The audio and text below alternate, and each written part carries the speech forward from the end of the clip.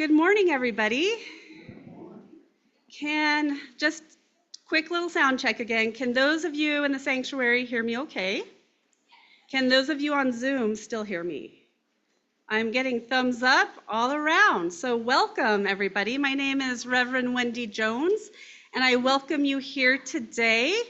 If you are a visitor or a guest, we welcome you with open arms, and we invite you to sign the guest book in the foyer if you'd like to receive our newsletter or learn more about us.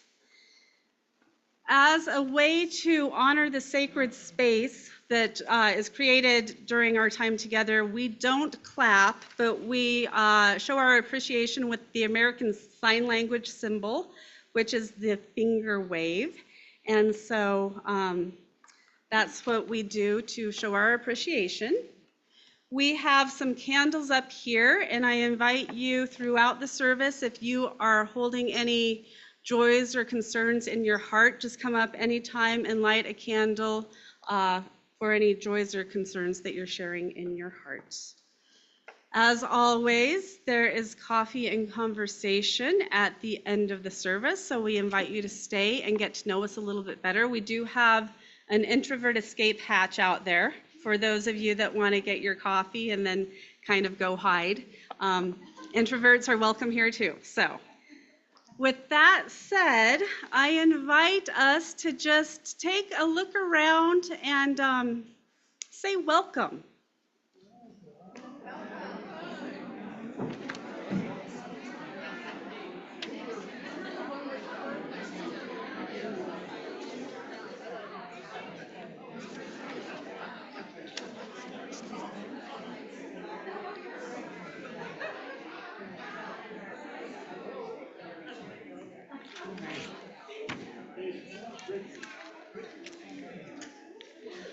And I actually forgot to point out that we do have a few announcements today.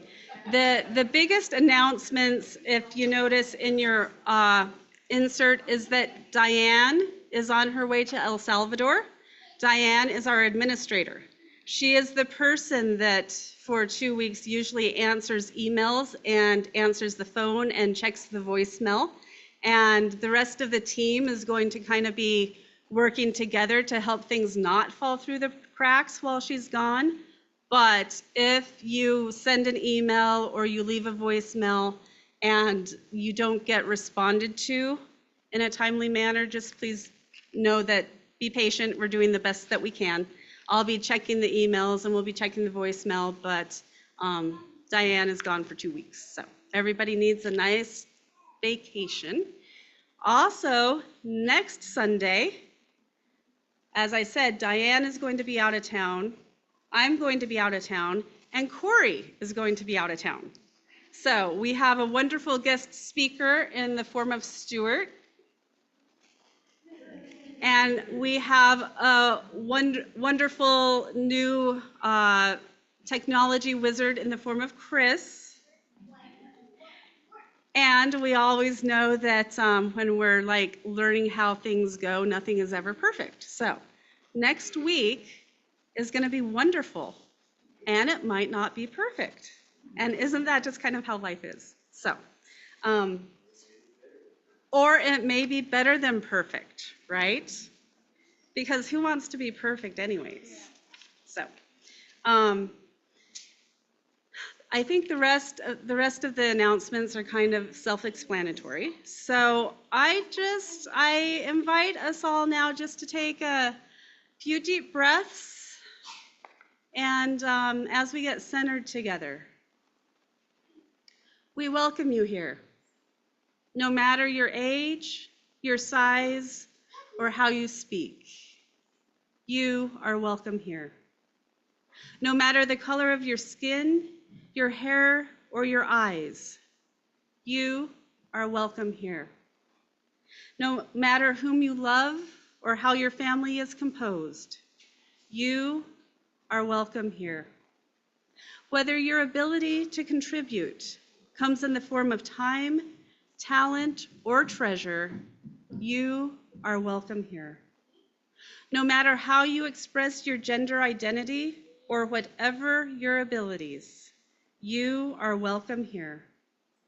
Whether you come with laughter in your heart or tears, you are welcome here. Come with an open mind, a loving heart, and willing hands. You are welcome here. Our opening music this morning is number 34 in your gray hymnal, Though I May Speak with Bravest Fire.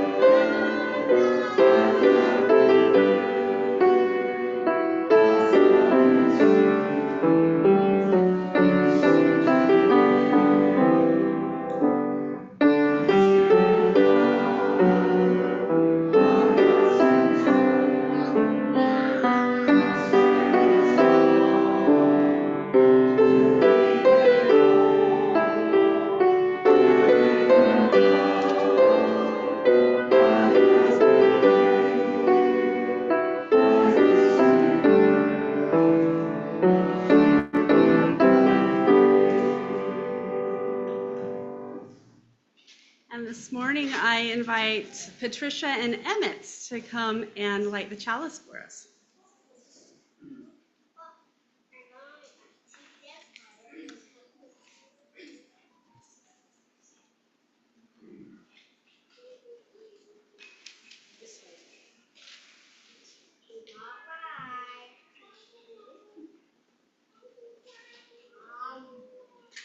We gather this hour as people of faith, with joys and sorrows, gifts and needs.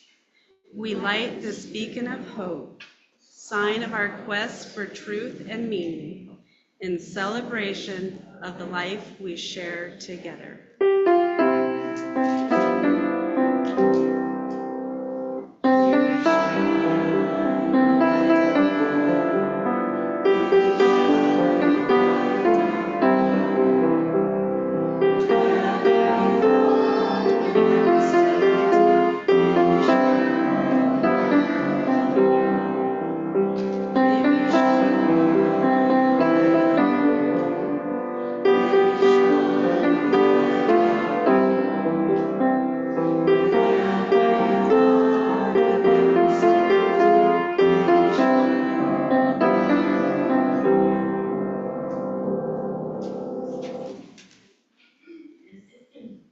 Good morning, everyone. My name is Maya Kraushar, and I'm the Director of Programming and Community Outreach, and I'd like to welcome any kids that would like to join me for our Time for All Ages to come on up.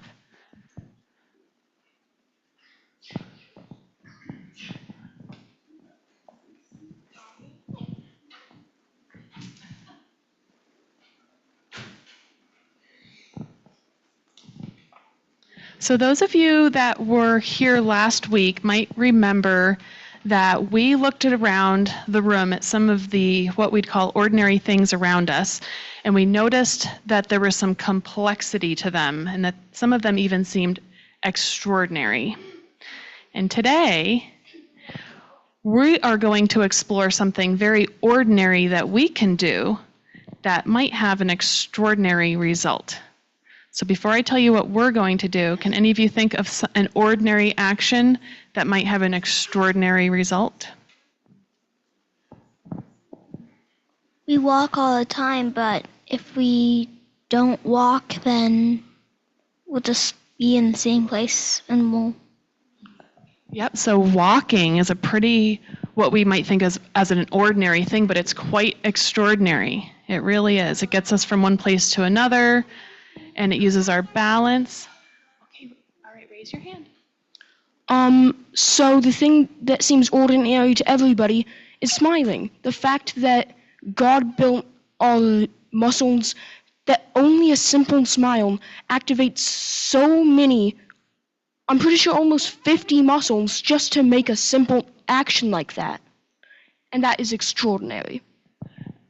That is extraordinary. It truly is extraordinary.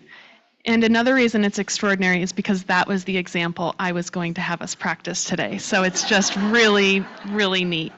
Let's go to Olive real quick. I have something to say first. It's just like I like doing crafts and painting and drawing because I am an artist, and I have a new show called The Creative Galaxy, and it's a little art alien, and there's a problem, and when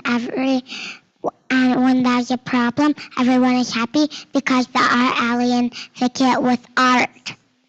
Thank you for sharing that. So for those of you that aren't aware of this, Olive is very creative, and we do a lot of creative things downstairs. So if you would like to see some of Olive's creativity, you're welcome to come downstairs and check some of it out. So let's put this to the test. Anyone that would like to participate in this little exercise, stand up and find someone in the sanctuary to stand in front of. And when you get over to them, face them, and then smile and see what happens. So go ahead, find your person.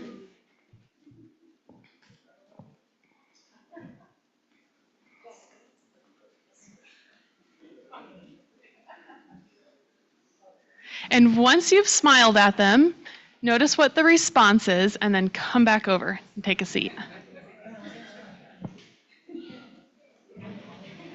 So thanks everyone for volunteering for that. All right, so what did you notice? What did you notice happen when you smiled? It's practically equal giving. You smile to them and they return one back. Yep. If you like them, if you smile to them, then they think they might like you. When I smiled at the person I chose, they smiled back. When I smiled, the person kind of giggled and then said hello.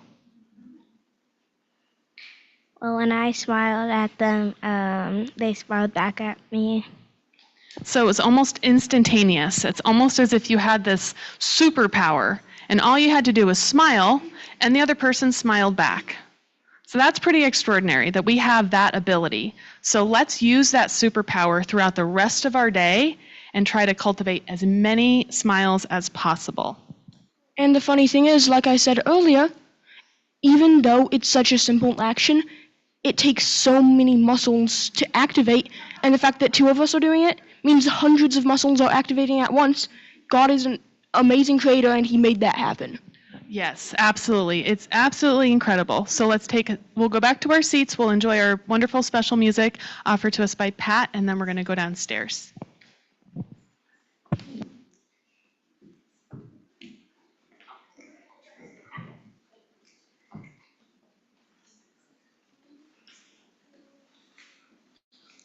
All right,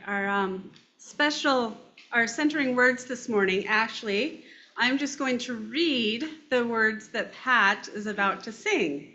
These are the lyrics to the song, Anyone Can Whistle. And so, sometimes it's neat when we experience things on different levels, because we can experience something when we're thinking about it, and then we experience it in a different way when we're writing it down. We experience it a third way when we read it. We experience it another way when we sing it, and then we experience it another way when we listen to it as song. So I'll invite us to engage our intellectual brains first. Anyone can whistle.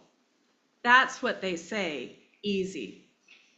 Anyone can whistle any old day, easy. It's also simple. Relax, let it go, let fly. So someone tell me, why can't I? I can dance a tango, I can read Greek, easy. I can slay a dragon any old week, easy. What's hard is simple. What's natural comes hard. Maybe you could show me how to let go, lower my guard, learn to be free. Maybe if you whistle, whistle for me. I can slay a dragon any old week. What's hard is simple. What's natural comes hard. Maybe you could show me how to let go, lower my guard, learn to be free. Maybe if you whistle, whistle for me.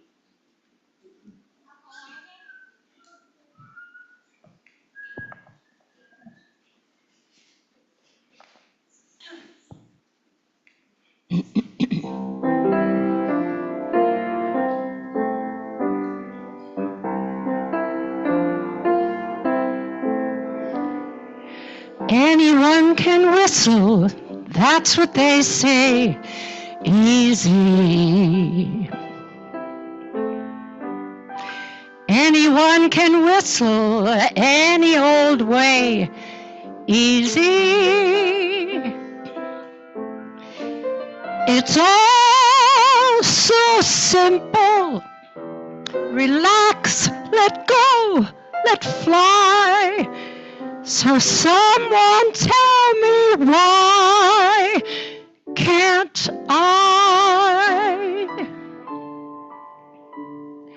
I can dance the tango. I can read Greek. Easy. I can slay a dragon any old week. Easy.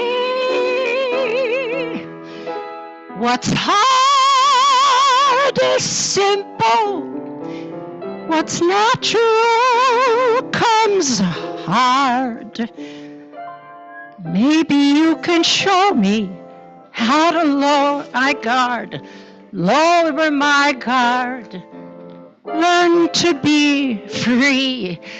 Maybe if you whistle, whistle for me.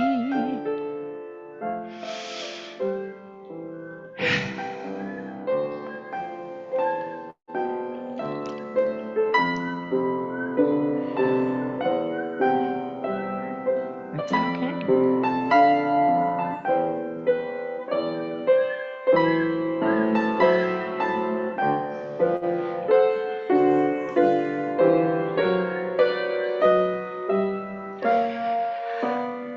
I can slay a dragon any old week.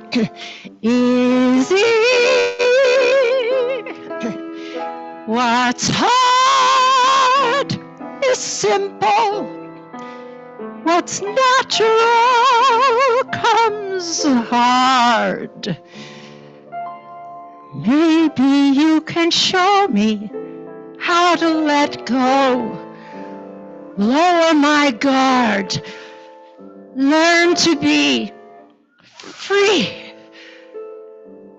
Maybe if you whistle, whistle for me.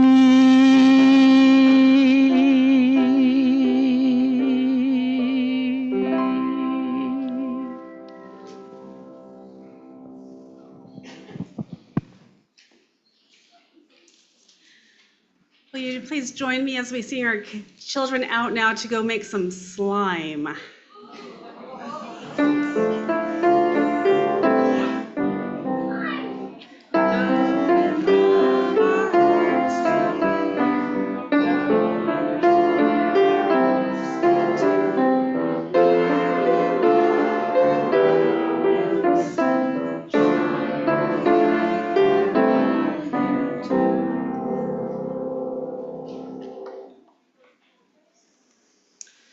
This community of care is created through our work and time together, our commitment to one another.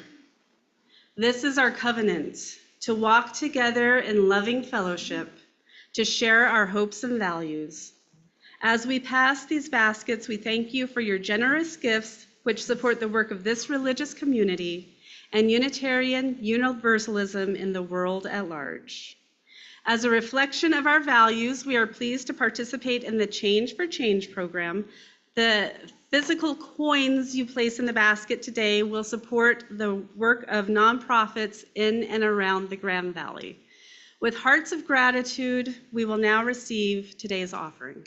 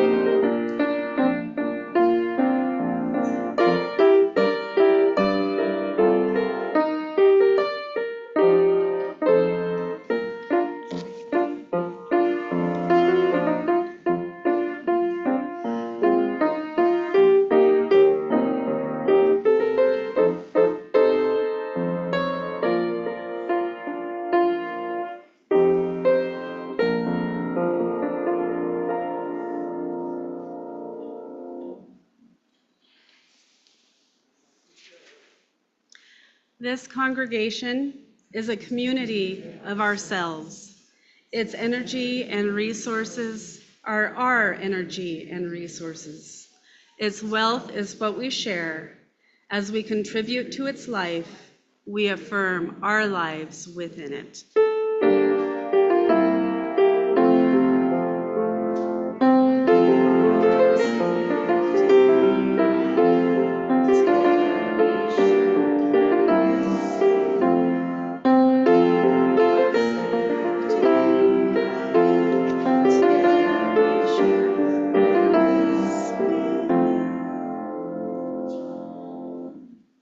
Please join me in singing number 95 in your gray hymnal, There is More Love Somewhere.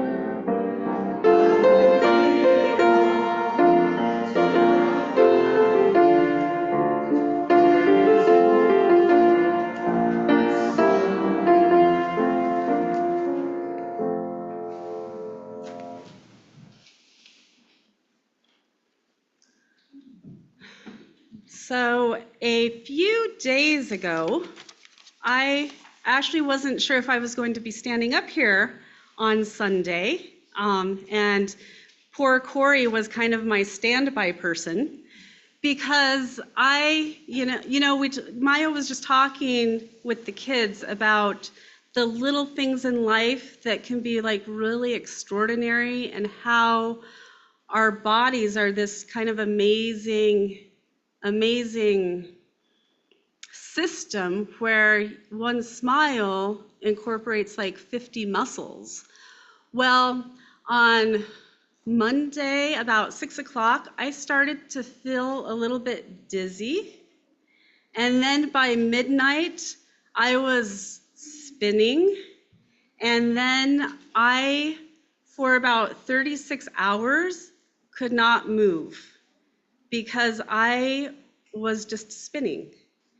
And I couldn't sit up to even eat or drink anything. And I just kind of laid like that all day Tuesday. And if I just like laid there, like totally still, I could like text the staff and be like, I'm not making it to staff meeting today.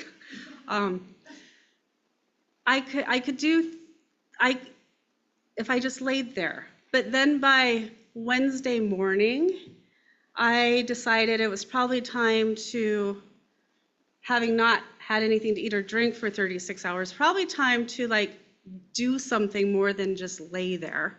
And so I got to see our very own Bill Hilty over at St. Mary's. And it turns out I'm probably not the first person in this room to have experienced severe vertigo. And I'm probably not the last. But what was explained to me is that we have these little crystals in our head, these little tiny crystals. And if one of them like breaks loose and it starts hitting the little hairs in the inner ear, every time it touches one of those hairs, it thinks that you're moving. And so I just kind of laid for about 36 hours spinning and thinking about how amazing our bodies are, right? Because most of the time, I've been very fortunate in life, most of the time, I'm pretty healthy. But one little crystal out of place can totally just turn your world upside down, literally. And so I was thinking about that, just how amazing our bodies are. And then I started thinking, as soon as I got to the ER, and Bill Hilty knew what was going on with me, and then this physical therapist came down and knew what was going on with me. And I was thinking about, gosh, how amazing is science? The fact that enough people have had this, that they've done research to figure out that there's a little crystal in your head making everything go haywire, and that there are enough people that have come together to learn and research and learn about it. And then there's these physical therapists that are like, yeah, here's what you do. You go 45 degrees here, and then you slam your head back, and then you go 90 degrees here, and then you sit up, and you do that like 4 times a day until like you're not dizzy anymore. Like, who figured that one out? Right? And yet, all of that, just the fact that one little crystal out of place can like change a whole system. And then there's this whole system of human beings, of scientists, of researchers, of doctors, of EMTs, of volunteers coming together to take care of each other. because every little voice matters, every contribution to who we are in this world matters. And so in the middle of all of that spinning, I also knew that if I was, and Bill, you know, for those of you, I don't think Bill's here today, but Bill Hilty is the most easygoing guy in the world. And he's like, it's going to be fine. It's going to go away as quickly as it came. It just might take 3 days or it might take 3 weeks, but you'll be okay. But just the fact that we can come together, you know, and understand what's going on. And so in the middle of that, I also was hoping that he would be right and it would be more like 3 days as opposed to 3 weeks, because I was supposed to be standing up here talking about this song, Anyone Can Whistle. And so I had those song lyrics kind of spinning around with me. And then I had, you know, just the whole concept of how amazing these bodies are and how amazing science is. And then we're in this world right now. So I was, along with that spinning, was everything that's going on in the world right now. And how do we make sense of all of that? And what really matters? And how do we decide what matters? Because I will say, when I was spinning that much, it was not hard for me to cancel everything in my life, right? We think that things are really important, that we have important Zoom meetings, or we have important meetings with here, and we need to reach out to people. We need to make sure people are okay, and we have all of this stuff on our to-do list. And then all of a sudden, it's kind of like, well, that's not going to happen. That's just not going to happen this week. And when that choice is kind of taken away from you, you don't really want that choice to be taken away from you, but there's also a freedom in that because there was no guilt, right? There was no guilt in just knowing that I wasn't making it to the staff meeting on Wednesday. So I didn't even need to be like, I'm so sorry, guys, I'm not gonna be there. Like, right? We apologize. We apologize when we're not perfect. But when you're spinning that much, there's no apology needed. It's just, this is what it is. And I hope it gets better because I don't want to be like this for 3 weeks. But then you go into kind of that understanding of gratitude. And I know that there are people in this room that have their bodies that don't work the way you want your bodies to work. And that is hard. And so I also knew that I wasn't alone. I'm not the first person to not feel like they want to get out of bed, or that just can't get out of bed, or that has your brain working just fine when your body is saying, no, it's not going to happen like that today. And so it was a reminder for me to have the gratitude for the things in our life that we do take for granted, like the ability to smile, the ability to hear, the ability to just sit up and take a glass of water. Because I couldn't do that, because anytime I put my head up, I would start spinning so much that I would get sick. Something that simple.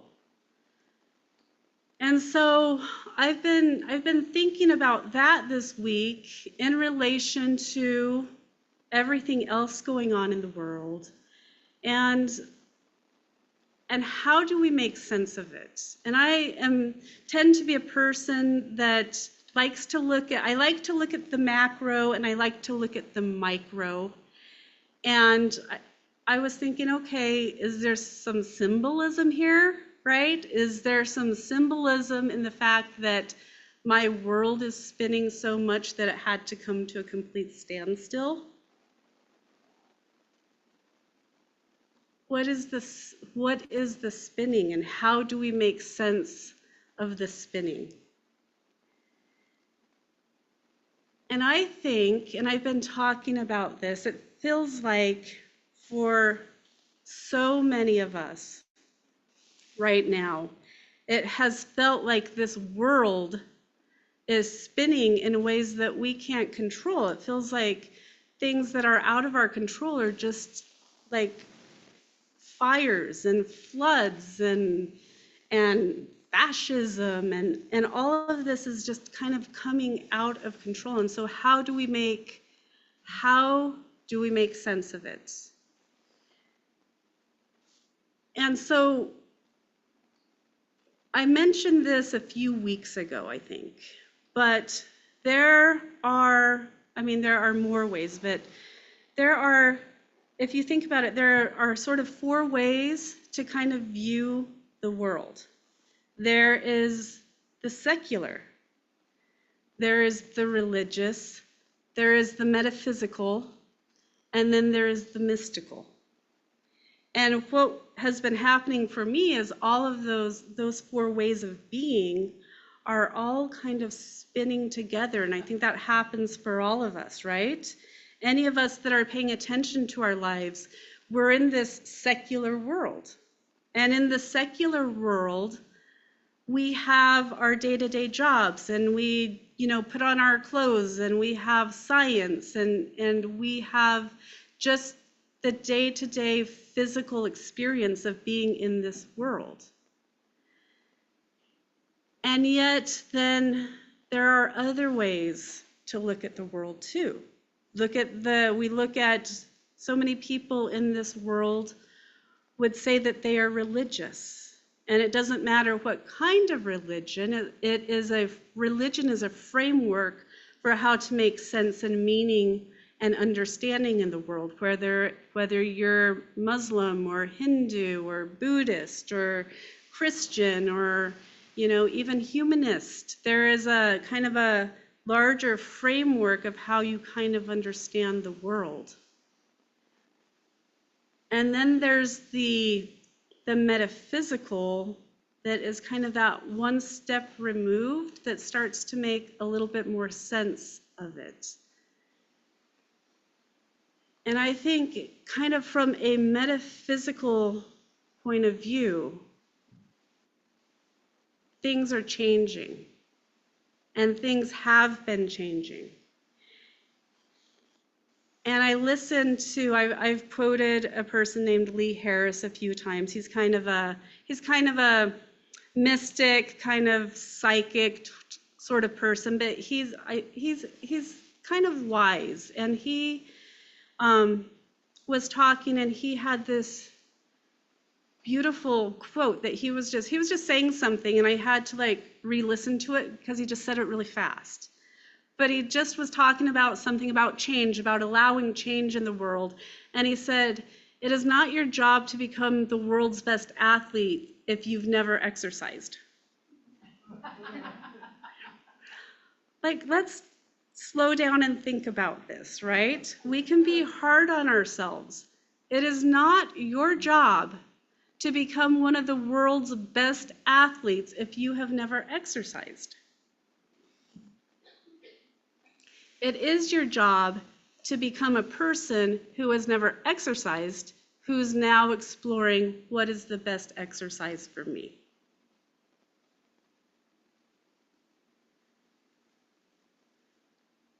It's not your job to become the world's best athlete if you have never exercised. It is your job to become the person who has never exercised, who's now exploring what is the best exercise for me. So our lives are changing. I think for so many of us, our understanding of the world is changing. And we're trying to make sense of it. And what happens is that sometimes we look at something that needs to be changed, and we go all the way from A, thinking we need to go from A to Z in like one step. But we don't. If we see something in our life that needs to change, we don't have to become a professional athlete overnight. Maybe we walk around the block. Maybe we do some chair yoga and we begin to stretch. We don't have to become a perfect artist overnight. Maybe we just go to Walmart and we get some watercolors and we start exploring what different colors are and how they interact with each other. We don't have to go from A to Z. We can go from A to B, and then B to C, and C to D. And if we keep going just a little bit, one step at a time, eventually we may get to X, Y, or Z. But we did it gradually. We did it patiently. We did it slowly. We did it compassionately. We didn't have to be in a whirlwind of dizziness to bring the change into our lives that we need to make.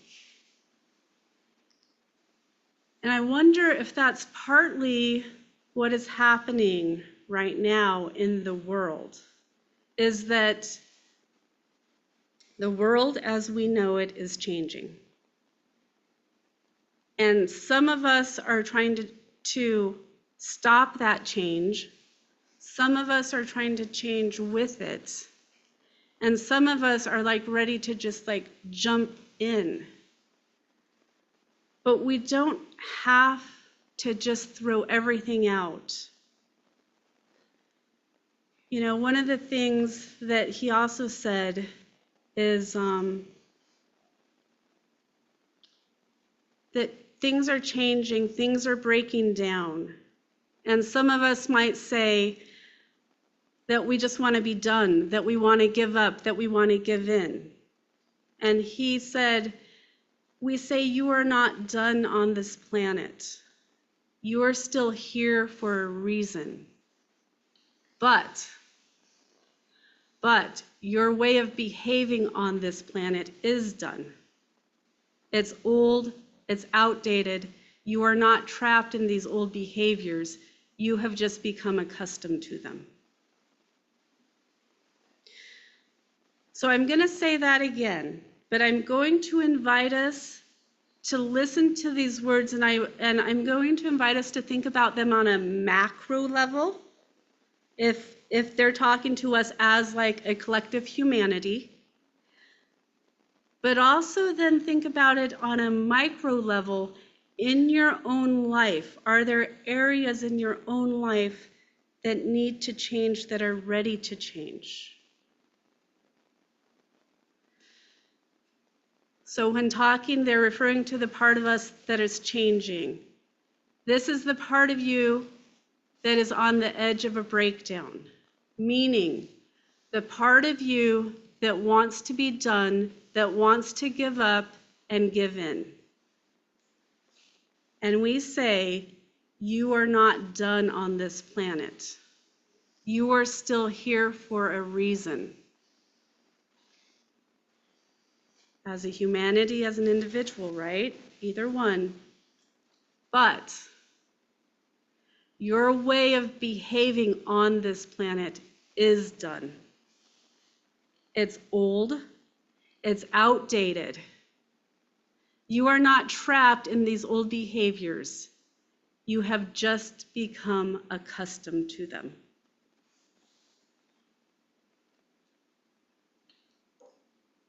What needs to change? What needs to change in our own lives that is just not not working for us anymore, that is old, that is outdated? What have we become accustomed to the point that we don't even pay attention, that we don't even notice it anymore? That it's just time to say, this isn't who I am anymore. This isn't who I want to be anymore. And then more from that metaphysical, mystical perspective, how do we collectively as a humanity take that macro look of who we are, who we have become in this valley, in this country, in this world as human beings? And what of those behaviors are outdated, are ready to be released, are ready to be let go of, so that we can become who we really want to become? And what is happening is that there are, I think, a lot of us, millions of us as human beings, that are opening our hearts, opening our minds, looking around, looking at this interconnected world that we live in, looking at the amazing science, the extraordinary elements that are all around our lives, and looking at how we want to be different, and waking up and saying, yes, this is who we are becoming. And then there are some people that are looking at those changes, and that can be scary. That can create fear, and so they begin to hold on for dear life, because the way that things have been were pretty good for a certain group of people, and so they're holding on harder. But here's the thing. It is natural, it is nature to change, it is nature to let go, to expand. That's what's happening on that macro level. And it can be really, really beautiful. It doesn't have to be scary.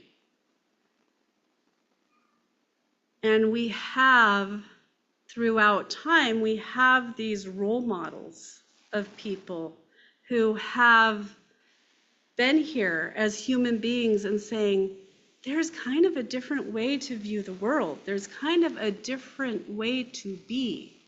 There is an expanded, open, loving energy that can permeate this closed-minded, fearful darkness.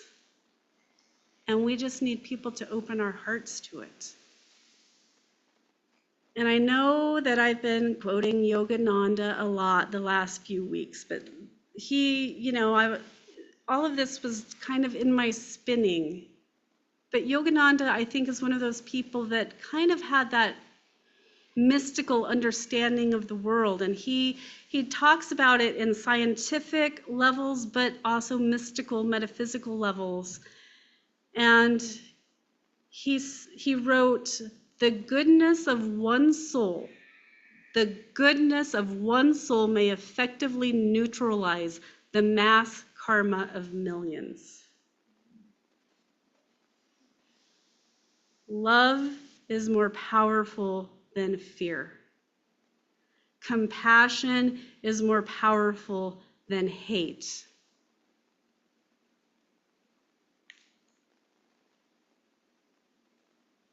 Things can feel like they're spinning.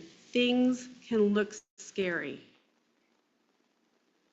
But if we open our hearts, if we open our minds, if we take a look around in awe and gratitude of the world around us, the little microcosms, the little crystals in our heads that keep our equilibrium going, if we look around and look at how important one little microscopic crystal is to the stability of it all. And then just look around this room right now. Every single person in this room is playing a part and playing a role for what we collectively are becoming. And not every person in this room is going to know how to whistle. But not every person in this room needs to know how to whistle. Not every person in this room can stand up here and speak for 20 minutes. But I'm so glad that we have scientists. I'm so glad that we have musicians. I'm so glad that we have teachers. I'm so glad that we have scholars. I'm so glad that we have artists. Because that's how we collectively are going to get ourselves through these changes with kindness and compassion and love until we just sort of elevate to the point where all of that anger and that control and that fear and that hate is just going to be left behind. So when you start to feel like you're powerless, just remember the goodness of one soul may effectively neutralize the mass karma of millions. Anyone can whistle. We just don't all whistle in the same way or with the same tools or in the same tune. But collectively, together, we can make a beautiful song. And so with that, I do invite us to sing together. Number 118, This Little Light of Mine.